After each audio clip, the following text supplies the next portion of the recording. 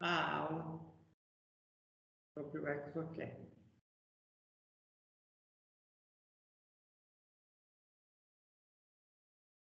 Na aula passada eu falei então sobre security binaries. Um outro mecanismo que o exokernel precisa é o de revocação. O que é revocação? Revocação é você pegar o recurso de volta. Tá? Ele dá o recurso, depois você precisa o recurso de volta. Então ele pega de volta. Quem manda é o sistema operacional. Quais são os tipos de revocação que existem? Existem dois tipos. Existem os tipos de revocação: visível e o invisível. O que é a revocação visível? Revocação visível é o que avisa a aplicação. Vou pegar esse recurso de volta. O invisível não fala nada para a aplicação. Vocês podem me falar alguns exemplos de revocação invisível? Então, nós temos aqui. Um exemplo de revocação invisível é, por exemplo, usar a CPU. A CPU, então, tem um escalonador que, de tempos em tempos, troca qual processo está executando. E o processo não é avisado que trocou, que saiu para a execução para rodar outro processo. Então, esse é um exemplo de revocação invisível. O processo perdeu o direito de usar a CPU e não foi avisado sobre isso. Então, a gente pensar que o processo, se você fosse um processo, você não quer ver que existia uma outra dimensão no qual existiam outros processos que tinham um escalonador. Você iria só lá no seu mundinho de estar sendo escalonado e você não sabe que parou. Um outro exemplo de revocação invisível é, por exemplo, o quadro de páginas, que faz a política de reposição de páginas. Então, a aplicação não sabe qual que é o algoritmo de reposição de páginas, nem quando ele está sendo chamado. Isso é invisível para a aplicação. Então, se é invisível, é uma revocação invisível. Tá, e a revocação visível que avisa a aplicação. Então, como é que o exokernel avisa a aplicação? O exokernel avisa a aplicação, que é o chamado de revocação visível, através de exceções. Tá. E por que revocações visíveis são necessárias para o exokernel? Então, vamos lembrar que no exokernel, quem mantém a tabela de páginas é a LibOS. Então, é necessário avisar a LibOS para manter consistência. Quem tem que avisar a LibOS? O exokernel. Então, é necessário que o exokernel avise a LibOS para manter consistência. Como então que o exokernel pode avisar a LibOS? Através de revocação visível, utilizando exceções. Então, vamos ver aqui a revocação. No sistema operacional regular, nós temos as aplicações rodando e no espaço do kernel tem o sistema operacional com a tabela de páginas. Os quadradinhos que são as páginas, aqui está a tabela de páginas. Quando você procura a página e ela não estiver em memória, então você encheu a memória, você precisa realocar as páginas, você vai remover a página. Quando o sistema operacional remove a página, a aplicação fica sabendo disso? Não, não fica. Sistema operacional regular. Agora, vamos ver o caso do exokernel. O exokernel nós temos as aplicações rodando, existe aqui tem o LibOS, que vai ter também a sua tabela de páginas e as páginas. E o exokernel também vai ter as páginas. Então, quando você acessar a memória e a memória não tiver mais a página, a memória vai gerar uma exceção. Essa exceção vai para o exokernel. O exokernel, então, vai remover a página. Porém, quem tinha o controle da tabela de páginas é a LibOS. Então, por isso que o exokernel precisa avisar a LibOS. E como é que o exokernel faz para avisar o LibOS? Através de exceções. ok? Qual que é o papel do protocolo de aportar? Então, pode acontecer que a LibreOS refuse a aceitar a revocação. O que significa refutar aqui? A palavra refutar está até forte. Pode acontecer que a LibreOS não responda à revocação do exokernel. Então, aí o exokernel tem que ser mais incisivo. Ele, então, vai aplicar o protocolo de aportar. Tá? Ele vai cancelar o recurso da LibreOS. Quer queira, quer não. Mas todos os recursos podem ser aportados? Não. Existem alguns recursos que o exokernel não vai aportar. Quais são esses recursos? Existem algumas tabelas, algumas páginas na memória física que são usadas para a questão do fazer o boot, né, que é a inicialização do sistema. Então, essas páginas contêm a partir do bootloader que carrega o sistema operacional em memória e começa o sistema operacional. Então, essas páginas têm que sempre ficar na memória para poder carregar o sistema operacional. Então, não é recomendável retirar essas páginas da memória física. Portanto, o exokernel não permite revocar essas páginas físicas.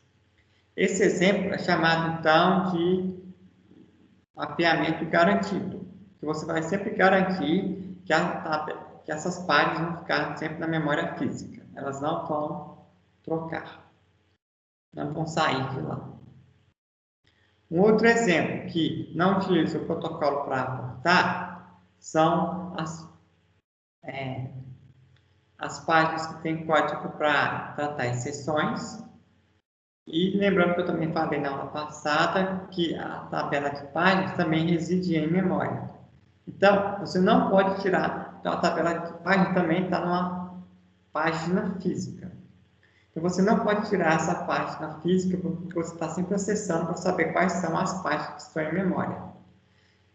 Então, nesse exemplo, a tabela de páginas também não pode sair da memória física. Portanto, o protocolo de aportar não se aplica a código de inserção e nem na tabela de páginas.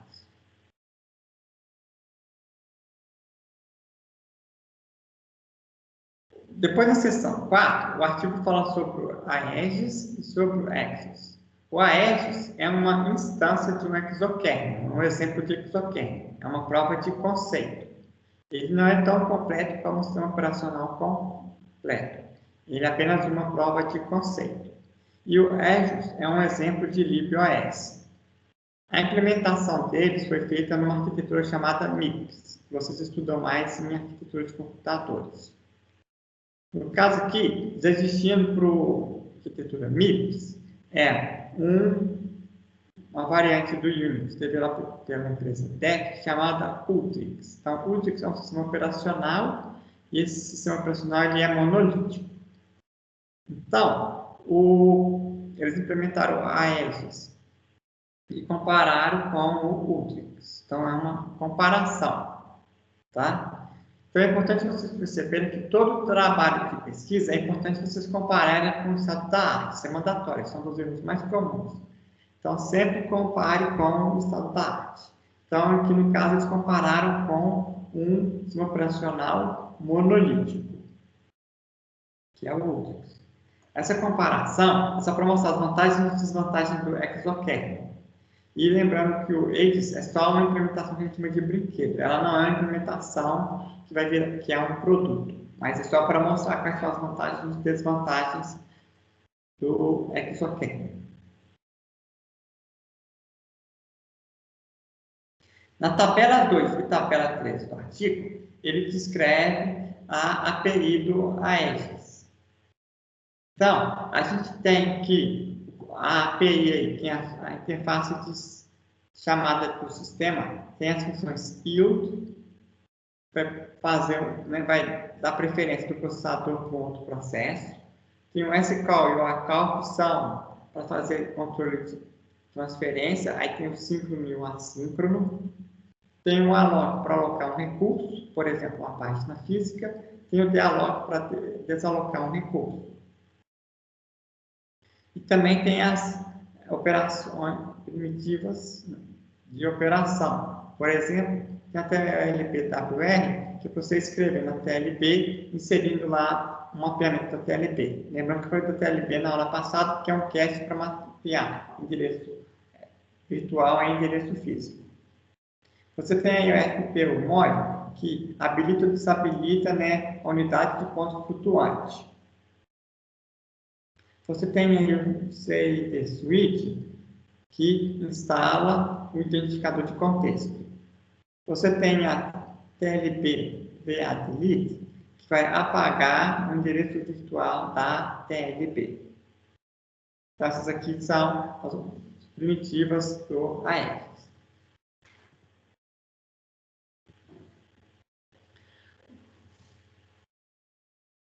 Ambiente de usuário do Aegis e divisão do tempo.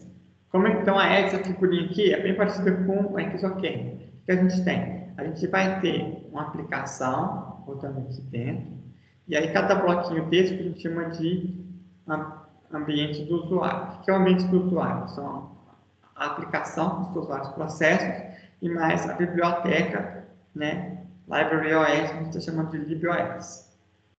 Então, o ambiente do usuário, você tem a aplicação com vários processos rodando e a biblioteca LibOS, no espaço do usuário.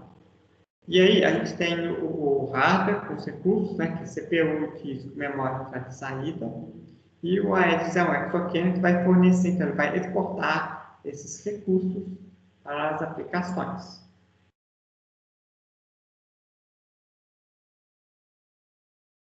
Como é que é feito, então, o escalonamento?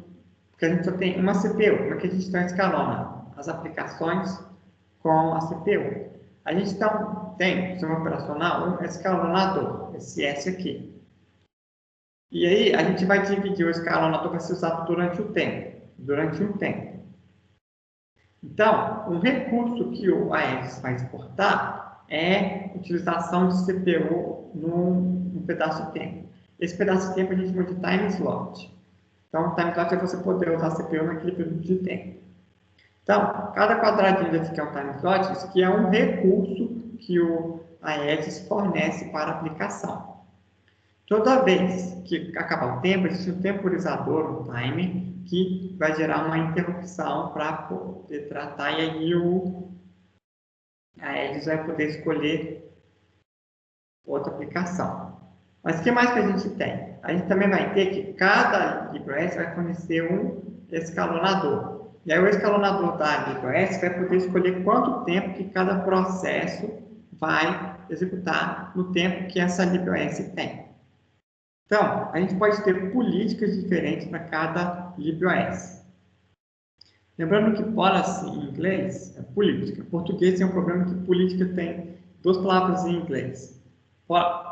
Política significa politicians e significa policy. Ou seja, política significa aquela parte do Congresso, né? E política também significa a questão de escolha. No caso aqui, policy é a questão de escolha. Então, você faz uma prioridade. Como é que você vai escolher? Então, por isso tem policy. Tá? O português, então, é política no sentido de escolha. E aí, o sistema operacional o Aegis tem um escalonador e cada LibreOS também vai ter seu escalonador para poder alocar qual processo vai rodar. E aí, a LibreOS vai pedir o recurso, que é o time slot de CPU. Aí, imagina que você está rodando um processo, né, aqui, e aí o processo vai pedir uma requisição de entrada e saída, ou ele trava. Então, se o processo pede requisito de entrada e saída, ele vai ter que ficar aguardando receber os dados. Então, não compensa ele ficar segurando a CPU. Então, nesse caso, o LibreOS vai devolver o time slot de volta. Tá? Quando é que só quem faz a troca de uma aplicação para outra, o exoquênio então usa aí o conceito de revocação visível para avisar a LibreOS que vai pegar aquele recurso para dar tempo da LibreOS salvar o estado. Isso aqui é importante. Não é o exoquênio que salva o estado. Quem salva o estado é a LibreOS. Como é que é a troca de contexto no Unix? No Unix você pode ter dois processos rodando no espaço de usuário e você tem aqui no kernel Unix rodando um escalonador. Esse escalonador vai ter uma política. E aí, o processo não consegue controlar quando é que ele vai rodar. É o escalonador do Unix que diz quando é que ele roda e quando é que ele não roda. O processo nem fica sabendo. Tá? Já na exokernel, a LibreOS sabe quando que vai executar. No Unix, então, quando tem uma troca de contexto, o Unix vai e salva o contexto. O que é salvar o contexto? É salvar os dados registradores, TLB, tudo mais. E, então, quem salva o contexto é o Unix.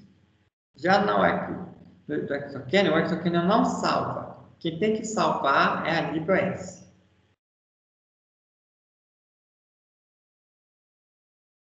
Então, durante essa aula, eu falei de exceções e interrupções. Vocês estão lembrados de cada um deles? Exceções e interrupções são eventos não esperados que interrompem o fluxo normal de execução de instrução. Então, se está lá, você pega a instrução, executa, pega o program counter, pega a instrução, executa, pega a instrução, executa, de repente você para de executar e você vai executar outra coisa, né? Você vai executar uma exceção ou uma interrupção, tá? Qual que é a diferença de exceção para interrupção? A exceção, ela vai acontecer dentro da CPU, dentro do processador. Então, por exemplo, se fizer uma divisão por zero, aí vai gerar uma exceção, tá? Então, a exceção, como é feita pelo processador, ela é síncrona. O que quer dizer síncrona? Ela sempre vai acontecer na volta de subida do clock, quando tiver uma transição, tá? Já uma interrupção, ela vem de hardware externo. Então, vem, por exemplo, da dispositivo de entrada e saída. Um outro exemplo que eu falei é o temporizador. Tá? E aí, ele pode acontecer em qualquer instante de tempo. Então, a gente fala que interrupções são assíncronas. Quanto à exceção, tem que ser na volta de subida do clock, que é síncrona, quando está executando uma instrução, a interrupção, o usuário pode apertar um botão em qualquer instante. Então, em qualquer momento pode gerar interrupção. Então, esse evento é assim. Como é que funciona a exceção no Unix? Suponhamos que, por exemplo, você executou uma instrução que deu divisão por zero. O que vai acontecer? Vai acontecer tudo no rato. Primeiro, o rato vai salvar o estado atual que ele tem. Depois, ele vai invocar um tratador de exceção. O que é um tratador de exceção? Tratador de exceção nada mais é do que uma função, tá? E aí vem a questão, como é que você sabe para qual endereço você vai? Como é que você sabe qual exceção você vai tratar? Então, cada exceção, ela tem um identificador diferente. Então, existe uma tabela de exceção que, dado qual tipo de exceção, vai ter um endereço para onde você tem que ir. Então, esse endereço nada mais é que um ponteiro de função. Ele te dá um ponteiro para onde está a função que você vai executar. E essa função é o tratador de exceção. Então, existe uma tabela que, quando você inicializa o Unix, você preenche essa tabela dizendo aonde ficam as funções que vão tratar cada tipo de exceção. Então, o endereço dessa função é salvo em registradores especiais. Tá? Como é que funciona a interrupção no Unix? Suponha que aí você acionou um temporizador, depois de um tempo, aí o temporizador expirou. O temporizador gera uma interrupção. O que acontece? O hardware vai salvar o estado da interrupção durante, né, que estava executando a interrupção, e depois ele vai ter um endereço para saber qual função que trata aí, por exemplo. Time pode ser endereço de arquivo XA, e aí ele vai pular, né, para o endereço para poder executar a função que vai tratar aquela exceção. Como é que já funciona a exceção no exokern? Então, a gente vai ter aqui no exokern, a gente tem o hardware, tem o exokern. O exokern vai ter uma tabela de tratadores de exceção. Depois a gente tem o espaço de usuário, que a gente vai ter o ambiente do usuário, que vai ter aplicação, processos, e vai ter a Library OS. A Library OS também vai ter uma tabela de tratadores de exceção. Quando acontecer uma exceção, o rato, primeiro ele vai salvar o estado. Depois, ele vai pular, né, para a instrução, para o endereço que contém a função que trata da exceção, mas do exokern. O hardware só conversa com o exokern, não com a aplicação. Então, o hardware pula para o endereço que está na tabela, no hardware, no registrador dele, para a tabela de exceção do exokern. E aí o exokernel vai ter na tabela dele, vai saber qual processo estava rodando e vai pular, então, para a tabela de exceção do LibreOS. Então, o exokernel trata a interrupção passando a exceção para o tratador de exceção do LibreOS. Ok?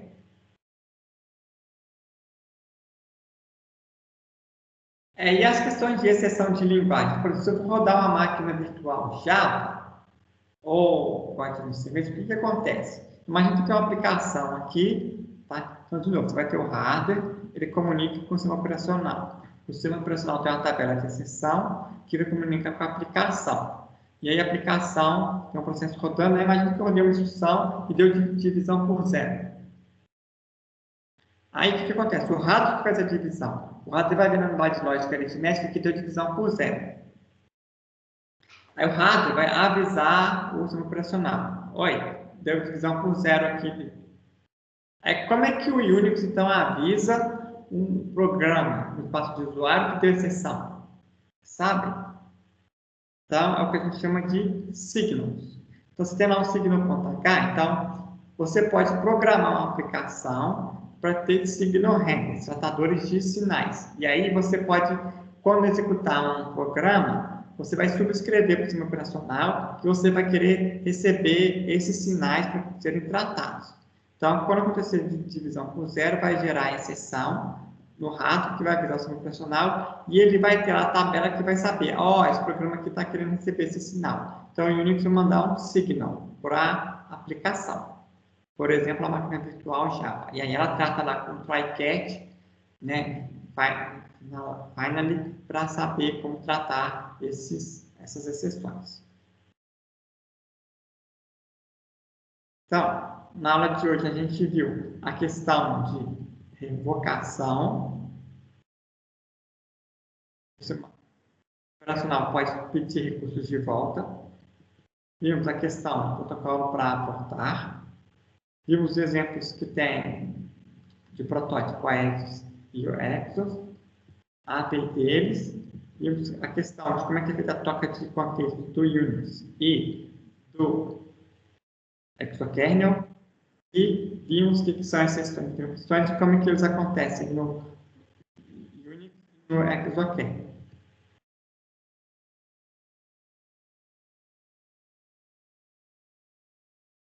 Por hoje é só, pessoal.